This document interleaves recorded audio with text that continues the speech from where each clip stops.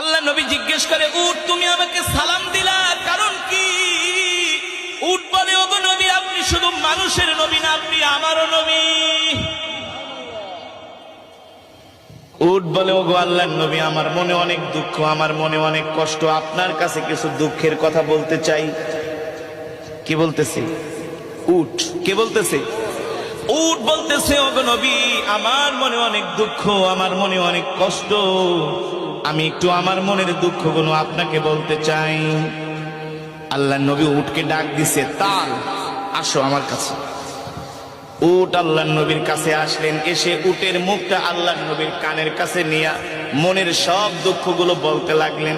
আর উটের চোখ দিয়া ঝরঝর করে পানি পড়তেছে।